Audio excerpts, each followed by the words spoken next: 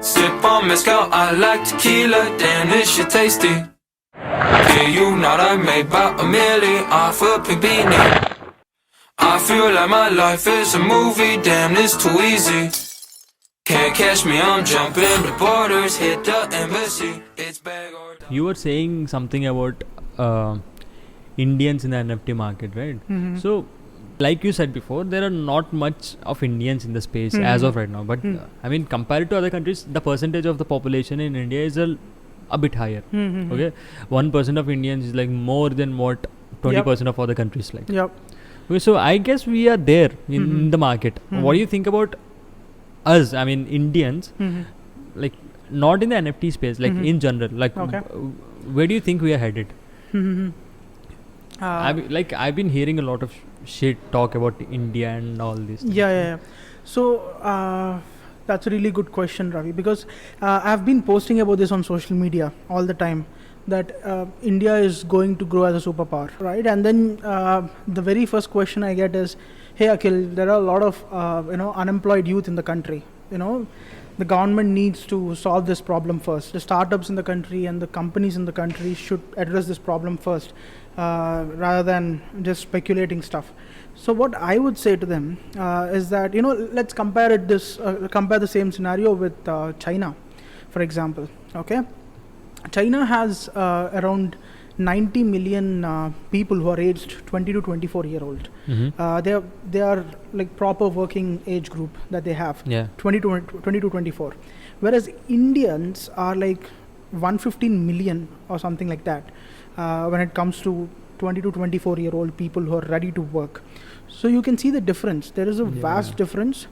And yet, let's take the unemployment rate for example. China has an unemployment rate of somewhere around 6%, I would say 5.96%, and as of 2022 the unemployment rate in India is around 7%, right? And that's the data we have right now on the internet. And if something is wrong, maybe ChatGPT should correct it maybe. But as of the information available right now, I guess those are really good numbers, because we are comparing ourselves with China, which is one of the richest, not one of the richest, it's the richest developing nation of the world, right? And we are really close to those numbers. And then the very next question people ask me is, what about per capita income? Okay, let's really talk about per capita income. Let's break all these myths. If you see the top countries that are having per capita income, if you look at the list, you'll see Qatar, UAE, Singapore, Luxembourg, these kind of countries in top, right? There's no USA in top 10, right? Of course, we are ranked 120, but you need to understand that even China is like 79 or 80 in the rankings, right? Yeah. And remember, we are comparing with some of the richest countries. The top 10, obviously, they're all small countries. Yeah, of course. Right? And even the population-wise and the area-wise. Population-wise and all the area-wise, they're all small. And, obviously, they have a stronger economy than us. What happened to our economy and what happened to our resources. Let's not go there. Let's not go to history and crib about the Britain, right? But what I'm trying to tell is, that's where you finished your master's, right? Yeah, I had to go there eventually because of the education system and all.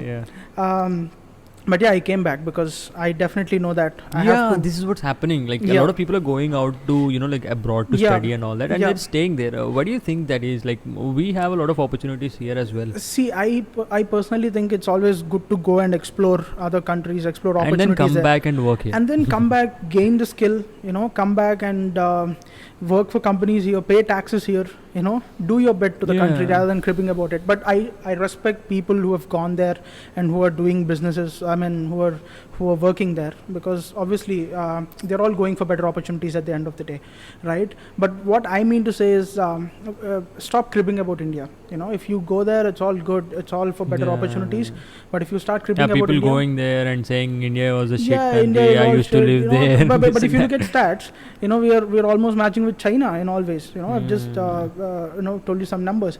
But more than anything else, let's look at a brighter side of things, right? You look at the number of startups that are coming up. You take health tech, food tech, ed tech, you take whatever sector you want, and then you'll see that our startups are actually standing as examples for the Western countries, right? They are copying a lot of things now. Previously, it used to be like whenever we pitch an idea to investors, they used to say that, it's a copy of that Western country, Western country even startup. I've heard that like Y Combinator is investing a lot in India. Right? Startups. And you're seeing a lot of SaaS-based companies coming out, right? So all of these things are happening, right? And I think going forward in 5 to 6 years, there'll be a time when you'll think that 60% of US and UK based startups are replicating what we are doing here in India.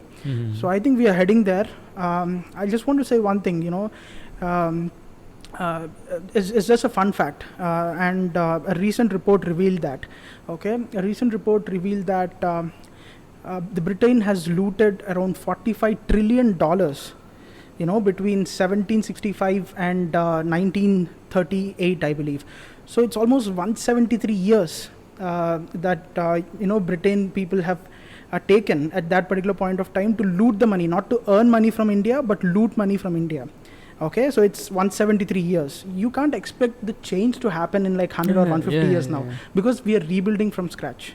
We are rebuilding from ashes, in fact. So it'll take some time, but I guess this is India's decade, and we'll get there eventually. We are like growing too fast when compared to other countries like after all this disaster, right? $45 trillion at that particular point of time, it's like 10 or 15 times more than what UK's GDP is right now.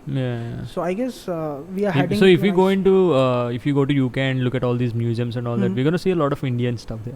You're gonna see a lot of Indian stuff, and almost, of course, they have built most of our infrastructure also. So that's. But that's not a win-win situation. They took 45 trillion pounds or something, and they just built some bridges. Bridges or some random buildings, and you say that's not the fair trade deal. That's what. And somewhere down the line, I think we are getting there. This is India's decade, and we'll get there eventually.